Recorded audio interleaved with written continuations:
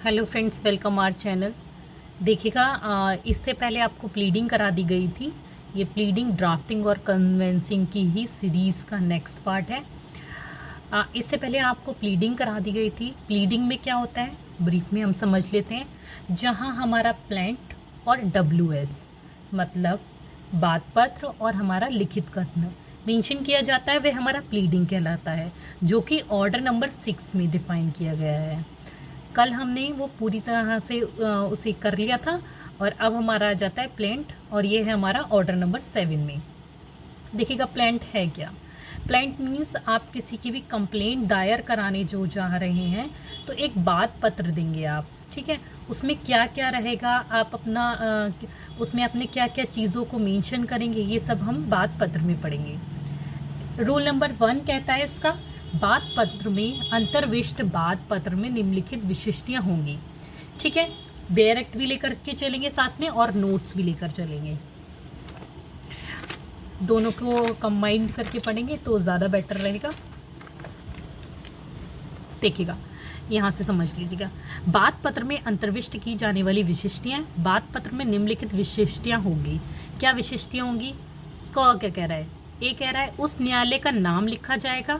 देखिए, आप किसी के भी खिलाफ अगर कंप्लेन कराएंगे, कोई भी कॉज ऑफ एक्शन अराइज हुआ है, तो क्या होगा, उसका नाम लिखा जाएगा जब आप कंप्लेन करेंगे, नाम और उसका जिसमें बाद लाया गया है वो। बी कह रहा है वादी का नाम, जो वादी है उसका नाम। यहाँ फर्स्ट में न्यायालय का नाम और जिसमें बाद लाया गया है, किस न्यायालय में वो बाद लाया गया है वो। दूसरे में वादी प्लेंटिफ का नाम और उसके निवास का वर्णन किया जाएगा कि वे कहाँ रहता है, ठीक है। पहले में कोर्ट का नाम और कहाँ जिसमें वो बाद लाया गया है वो कोर्ट का नाम, ठीक है। सेकेंड हमारा नाम वादी का जो केस ला रहा है, और दूसरा उसका निवास स्थल, ठीक है। थर्ड कह रहा है हमारा जहाँ अभी निश्चित किया जा सके प्रतिवादी का नाम, वर्णन और निवास स्थान। जहाँ पर आपको प्रतिवादी का नाम पता है तो वहाँ प्रतिवादी का नाम देखिएगा, ये वर्सेस करके डलेगा, जैसे राम वर्सेस प्रतिवादी का नाम, ठीक है। और उसका निवास स्थान, यदि आप उसका निवास स्थान जानते हैं तो उसका निवास स्थान बताएंगे, मेंशन करेंगे प्लांट में। फिर हमारा डी कह रहा है जहाँ वादी की प्रतिवादी अवयस्क या विकृचित व्यक्ति है, वहाँ उसका भाव का कथन बताएंगे। देखिएगा, कोई माइनर है, अनसाउंड माइंड है तो उसे बताएंगे, ठीक है। ई कह रहा है वे तथ्य जिनसे बाद हेतु गठित है और वह कब पैदा हुआ है, ठीक है। जहाँ पर ये कॉज ऑफ एक्शन अराइज हुआ है और क्या कारण रहा है वो बताएंगे, और वो कब हुआ है वो बताएंगे, पॉइंट्स में लिखा जाएगा इसे, ठीक है। फिर है हमारा एफ, यह दर्शित करने वाले तथ्य की न्यायालय की अधिकारिता। देन आप न्यायालय का अधिकारिता बताएंगे। देखिए, न्यायालय की अधिकारिता 3 तरीके से चलती है हमारा। एक हमारा रहता है क्षेत्रीय न्याय की अधिकारिता, दूसरा रहता है हमारा विषय वस्तु, और तीसरा रहता है हमारा धन संबंधी अधिकारिता, ठीक है। तो इन 3 अधिकारिता से न्यायालय का पता लगाया जाएगा। ओ कह रहा है हमारा वह अनुतोष जिसका वादी दावा लाता है, ठीक है। वह उसका अनुतोष, आप क्या रिलीफ मांगना चाहते हैं, क्या रिलीफ चाहते हैं वो बताइए अपनी, ठीक है। एच कह रहा है जहाँ वादी ने कोई मुजरा अनुज्ञात किया है, ठीक है। मुजरा मतलब सेट ऑफ, या अपने दावे का कोई भाग त्याग दिया है, वहाँ ऐसी अनुज्ञा की गई या त्यागी गई रकम तथा, ठीक है। जहाँ पर आपने सेट ऑफ किया है, ठीक है, सेट ऑफ हो गया है। सेट ऑफ मीन्स होता है कि आपका, जैसे मैंने राम से 10 रुपये लिए, ठीक है। तो जो 10 रुपये मैंने उससे लिए ना, वो पहले ऑलरेडी बोल रहे कि आपने मुझसे 15 रुपये पहले जो ले रखे थे ना, तो ये मैं इसका पर सेट ऑफ करता हूँ कि आप 10 रुपये दे करके 5 रुपये मेरे वापस कर दें, ठीक है। तो ये हमारा मुजरा हो जाता है। देन आ जाता है हमारा आई, अधिकारिता और न्यायालय फीस के प्रयोजन के लिए बाद की विषय वस्तु के मूल्य का ऐसा कथन उस मामले में किया जाएगा, ठीक है, कि भाई वो न्यायालय की फीस, ठीक है, विषय वस्तु के मूल्य का ऐसा कथन न्यायालय में किया जाएगा। बेसिकली हम न्यायालय की फ़ीस से याद रखते हैं, और ये 30 डेज़ ही लगाते हैं न्यायालय का। जहाँ पर कहीं आपका आ जाए, क्वेश्चन आ जाए न्यायालय की फ़ीस कितने दिनों के अंतर्गत करनी चाहिए, तो भैया 30 डेज़ के अंतर्गत करना चाहिए। मेंशन नहीं है, लेकिन बेसिकली हमारा 30 डेज़ का ही रूल है इसमें। देखिएगा, रूल नंबर 2 आ जाएगा, रूल नंबर सेकंड है हमारा धन के वादों के विषय में, ठीक है, मनी सूट के बारे में बता रहा है। तो देखिए हम रूल हो गया, टाइप हो गया, क्या टाइप रहेगा, किसके लिए बाद लाया जाएगा, और कंटेंट टू बी सॉर्टेड, ठीक है, किस तरह से उसे सॉर्टेड किया जाएगा। तो ये कह रहा है हमारा ये धन की वसूली के लिए चाहता है, रूल नंबर 2 धन की वसूली करना चाहता है, इसके लिए बाद है, ठीक है। कितना धन वसूलना चाहते हैं ये बताइए, ठीक है। अमाउंट क्लेम्ड, है ना। सेकंड कह रहा है इसमें मीन्स प्रॉफिट की बात कही गई, अंतकालीन लाभ बताया जाएगा, ठीक है। आप फिर अप्रॉक्स अमाउंट एंड वैल्यू, जो आपका अप्रॉक्स अमाउंट है वो बताइए और उसकी वैल्यू बताइए, रकम लगभग मात्रा में बताई जाएगी, ठीक है। जो आपकी धन संबंधी बात है उसमें क्या क्या होगा भाई, एक तो धन वसूलने के लिए कही गई है, अंतकालीन लाभ के लिए की गई है ना, और कितना धन वसूलना चाहते हैं ये बताएंगे आप, और रकम लगभग मात्रा में बताएंगे उसकी, ठीक है। इसे हम एक बार और पढ़ लेते हैं। देखिए ये कह रहा है जहाँ बादी धन की वसूली चाहता है वहाँ दावे की ठीक रकम बाद पत्र में कथित की जाएगी, ठीक है। तो यही बात होगी हमारी। देन हम आ जाते हैं अपना थर्ड पर, सब्जेक्ट मैटर ऑफ सूट्स, जहाँ बात की विषय वस्तु स्थावर संपत्ति है, ठीक है। ये हमारा मूवेबल प्रॉपर्टी की बात कर रहा है, जगम संपत्ति की बात कर रहा है। तो बात हमारी किसके लिए बात लाएगा, जगम संपत्ति का यहाँ पर कॉन्सेप्ट है, ठीक है। डिस्क्रिप्शन ऑफ प्रॉपर्टी, ठीक है, संपत्ति का वर्णन करेंगे। थर्ड हमारा कह रहा है, रूल नंबर थर्ड कह रहा है कि संपत्ति का वर्णन करो, डिस्क्रिप्शन ऑफ प्रॉपर्टी, और आइडेंटिफाई और बाउंड्रीज, ठीक है भाई। आप जो भी उस जहाँ ऐसी संपत्ति की पहचान भू व्यवस्था का उल्लेख करना पड़ेगा। आप बताएंगे कि आपके घर की बाउंड्रीज किसके घर से टच होती है, आपके घर से कौन सा रोड जाता है और वो किस तरफ जाता है, आपके घर की जो व्यवस्था है वो किस तरह की है, कितने मीटर का है, ये सब आप में उसमें मेंशन करना होगा, ठीक है, अगर प्रॉपर्टी से रिलेटेड है तो, ठीक है। सब्जेक्ट मैटर ऑफ सूट्स हमारा किसका है, संपत्ति से जुड़ा है तब, ठीक है। Second point. थर्ड कह रहा है हमारा no in record of settlement of सर्वे, ठीक है। ये कह रहा है सरकारी अभिलेखों में जो संख्या, प्लाट संख्या आदि होगा, जैसे खतना खतौनी होगा आपका, है ना, उसको बताना होगा, ठीक है, वो आपको मेंशन करना होगा। एक बार हम देख लेते हैं यहाँ पर थर्ड वाला अपना। देखिए बहुत ही इजी लैंग्वेज में आपको पढ़ाया जा रहा है ये। हाँ, जहाँ बाद की विषय वस्तु स्थावर संपत्ति है, जहाँ बाद की विषय वस्तु स्थावर संपत्ति है, वहाँ बाद में संपत्ति का ऐसा वर्णन होगा जो उसकी पहचान करने के लिए प्राप्त है, और उस दशा में जिसमें ऐसी संपत्ति की पहचान भू व्यवस्था का सर्वेक्षण संबंधी अभिलेख में की सीमा संख्या द्वारा की जा सकती है, बाद में ऐसी सीमाएं या संख्याएं विनिर्दिष्ट होंगी, ठीक है। देन हम आ जाते हैं अपना 4 नंबर पॉइंट पर।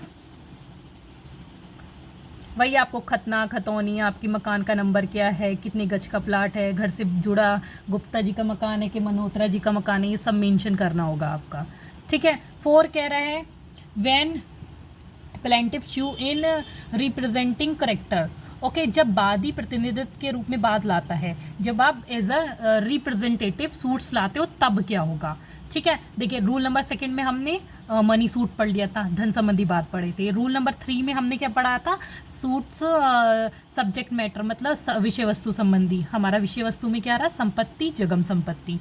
और हमारा 4th आ जाता है, ये कह रहा है हमारा रिप्रेजेंटेटिव सूट्स की बात कर रहा है, प्रतिनिधित्व दायित्व की बात कर रहा है, ठीक है, प्रतिनिधि के रूप की बात कर रहा है, तो ये वही प्रतिनिधि के रूप में बात लाएगा, ठीक है। प्लेंटिव शो, है ना, फिर ये कह रहा है प्रतिनिधि के द्वारा बताया, प्लेंटिव शो करेगा, क्या शो करेगा, प्रतिनिधि के द्वारा बताया जाएगा कि उसका हित और बाद में विद्यमान है, जो उसका हित है ना, जो वो केस है वो सूट लाया उसमें विद्यमान है, ठीक है। तो ये हो गया हमारे रूल नंबर 4। आ जाइए रूल नंबर 5 पर, प्रतिवादी के हित और दायित्व का दर्शित किया जाना।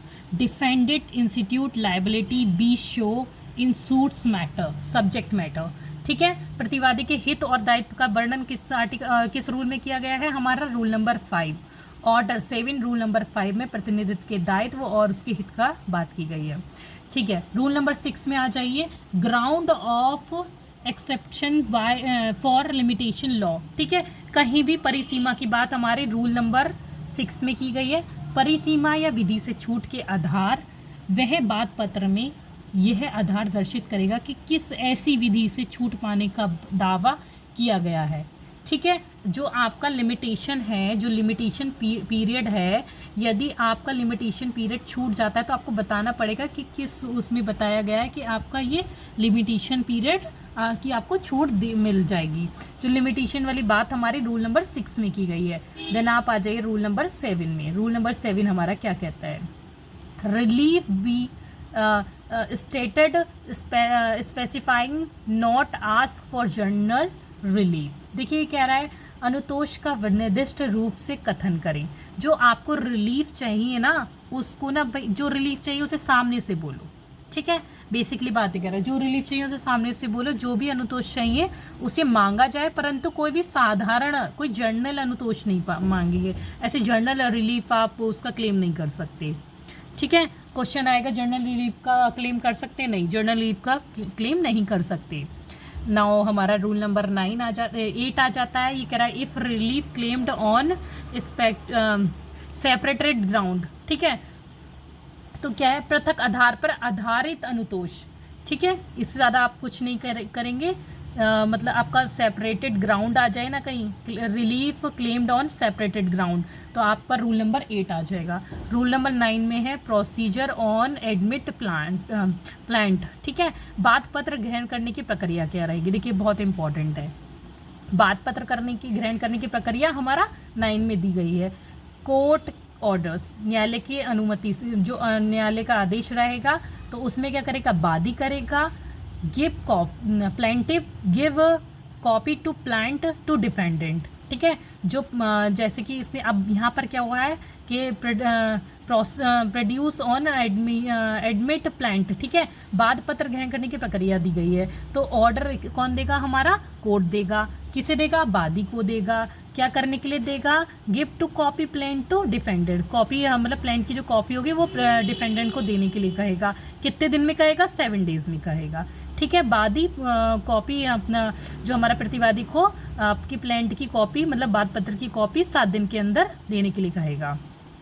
इसका सेकंड पॉइंट कह रहा है, देखिए मैंने इसे बहुत ही कंसाइज फॉर्म में और इसके पॉइंट्स बना करके कर दिए हैं। मे बी इससे आगे आपका MCQ नहीं बन पाएगा। ठीक है, ये कह रहा है pay requested for fee for summon to defendant. ठीक है, ये कह रहा है कोर्ट की फीस दे दी जाएगी ताकि वह प्रतिवादी को समन भेज सके, और समन हमारा ऑर्डर 5 में डिफाइन किया गया है। 9 के बाद आ जाते हैं हमारा रूल नंबर 10 पर। 10 कह रहा है रिटर्न ऑफ प्लेंट, है ना। रिटर्न ऑफ मतलब बात पत्र का लौटाया जाना। कैसे लौटाया जाएगा, बाय कोर्ट, कोर्ट के द्वारा लौटाया जाएगा। At any stage of court suits, मतलब बात के किसी भी प्रकरण में किसी भी टाइम पर आपको लौटा दिया जाएगा। For present it to court in which it shall be instituted. Okay, also apply court of appeal और रिवीजन। अगर अपील और रिवीजन में भी है तब भी लौटा दिया जाएगा। Then procedure on return to पे बाय जज, प्लांट बाय जज, है ना। जो रिटर्न करने की प्रोसीजर रहेगा वो क्या रहेगा, डेट ऑफ हमारा प्रेजेंटेशन एंड सूट, जब वो प्रेजेंट किया गया था और जब वो रिटर्न किया गया था तब उसका डेट लिखा जाएगा। जिस दिन प्लांट आई थी और जिस दिन उसे रिटर्न किया गया था वो डेट लिखी जाएगी। सेकंड में कह रहा है पार्टीज़ के नाम लिखे जाएंगे, नेम बाय पार्टीज़ प्रेजेंटिंग, जिस पार्टी ने उनसे प्रेजेंट किया है उसका नाम लिखा जाएगा, है ना। थर्ड कह रहा है रीज़न फॉर रिटर्न, जो उसे रिटर्न करने का रीज़न रहा था तो जो हमारे कोर्ट में जजेस रहेंगे वो उसे मेंशन करेंगे। देन हम आ जाते हैं हिंदी में। बात पत्र के किसी प्रकरण, बात पत्र को किसी प्रकरण में उस न्यायालय में उपस्थित किया जाने के लिए लौटा दिया जाएगा। उसी क्रम में वह बात पत्र को उस न्यायालय में जाने की सलाह देगा जहां वह बात पत्र स्थित किया जाना चाहिए था। देखेगा वो वहीं जाने की उसे सलाह देगा जहां पर वो उसका कॉम्पिटेंट जो उसका कोर्ट रहेगा उसे जाने की सलाह देगा। कौन करेगा अब ये काम, भाई न्यायाधीश करेंगे। पहले तारीख लिखेगा, कब बाद आया था और कब उसने लौटाया है ये लिखेगा, वो दोनों तारीख डालेगा। ठीक है, आने की और जो उसे लौटाने वाली। दूसरे में कह रहा है वादी और प्रतिवादी का नाम लिखेगा, ठीक है। थर्ड में कह रहा है लौटाने का कारण और संक्षिप्त प्रस्थांकित करेगा, जो उसका कारण रहा है लौटाने का वो प्रस्थांकित करेगा। देन आप आ जाइए 10A में, जहां बात पत्र उसके लौटाए जाने के पश्चात फाइल किया जाता है वहां न्यायालय में उपस्थिति के लिए तारीख नियत करने की न्यायालय की शक्ति रहेगी। देखिए, जहां बात पत्र उसके लौटाए जाने के पश्चात फाइल किया जा रहा है ना, जिस कोर्ट में फाइल किया जा रहा है लौटाए जाने के बाद नेक्स्ट कोर्ट में जो फाइल किया जा रहा है, तो ये कह रहा है न्यायालय में उपसंजाति के लिए, मतलब उसकी जो प्रेजेंट है ना के लिए तारीख नियत की जाएगी कि आप इस तारीख को कर दें प्रेजेंट, ठीक है। रूल नंबर आप आ जाइए 11 में, रिजेक्शन ऑफ प्लांट, ठीक है। रिजेक्शन ऑफ प्लांट में हमारे कितने ग्राउंड रहे हैं, ये रहे हमारे 6 ग्राउंड, ठीक है। तो देखिए, अभी तक तो बात पत्र मंजूरी नहीं किया जा रहा था, जो हमने 10 में पढ़ा था, बिल्कुल भी वो मत होइएगा। 10 में उससे प्लांट को ना मतलब लिया ही नहीं गया था, और 11 कह रहा है उसे रिजेक्ट ले करके रिजेक्ट कर दिया गया, तो उसके कितने ग्राउंड रहे हैं। MCQ आया, कितने ग्राउंड रहे हैं, 6 ग्राउंड रहे हैं, ठीक है। फिर देखिएगा, not disclose cause of action, अगर कॉज ऑफ एक्शन नहीं पता चल रहा है तब। रिलीफ क्लेम्ड अनरिजर्व्ड है, ठीक है, आप क्या रिलीफ मांग रहे हैं वो नहीं पता चल रहा है। प्लांट अनसफिशिएंट स्टैम्प्ड, मतलब जो आपकी स्टैंप लगी है वो अनसफिशिएंट है, ठीक है। बेस्ड बाय लिमिटेशन लॉ, ठीक है, लिमिटेशन का आप में प्रॉब्लम चल रहा है तब, मतलब लिमिटेशन पीरियड निकल गया है तब। नॉट फाइल्ड इन डुप्लीकेट में फाइल नहीं दी गई है, ठीक है। Non competent of rule number 9, ठीक है, रूल नंबर 9 को देखा जाएगा इसके बाद।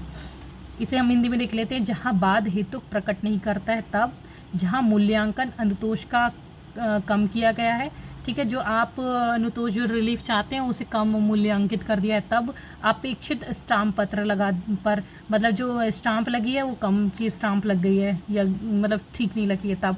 जहाँ ये बात पत्र में प्रतीत होता है कि वे किसी विधि द्वारा वर्जित किया गया है तब। जहाँ बात पत्र 2 प्रतियों में दाखिल नहीं किया गया है तब। जहाँ वादी रूल नंबर 9 के उपबंधों का पालन करने में असफल रहते हैं तब। उन्हीं 6 कारणों से बात पत्र नामंजूर किया जाता है। अब हम रूल नंबर एक बार 9 और देख लेते हैं। हमने रूल नंबर 9 में आपको क्या कराया था, देखिए रूल नंबर 9 था हमारा बात पत्र ग्रहण करने पर प्रक्रिया, ठीक है। और जो प्रक्रिया है, अगर आप उसकी 7 डेज में कॉपी नहीं देते हैं या कोर्ट की फ़ीस नहीं देते हैं तो आपका बात पत्र नामंजूर कर दिया जाएगा, ठीक है। नाउ आप आ जाइए रूल नंबर 12 पर। ये कह रहा है कोर्ट रिकॉर्ड रीज़न और रिजेक्शन। कोर्ट रीज़न और रिजेक्शन को आपका रिकॉर्ड करेगा, बात पत्र के नामंजूर किए जाने की प्रक्रिया बताएगा, कब होगा, जैसे न्यायालय एक तो कारण बताएगा और भाव का आदेश बताएगा, ठीक है, इसे अभिलिखित करेगा तब उसका रिजेक्शन देगा। देन आप आ जाइए रूल नंबर 13 पे हमारा rejection. Do not stop from flying fresh suit on same cause of action.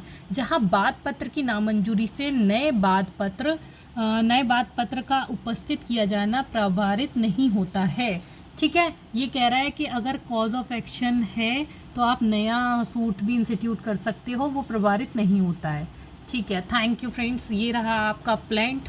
और यदि इसमें आप प्लांट अगर इससे जुड़ा आपका कोई क्वेश्चन रहा है, कोई क्वेरी रहा है, तो आप डेफिनेटली हमें कॉल कर सकते हैं सर को।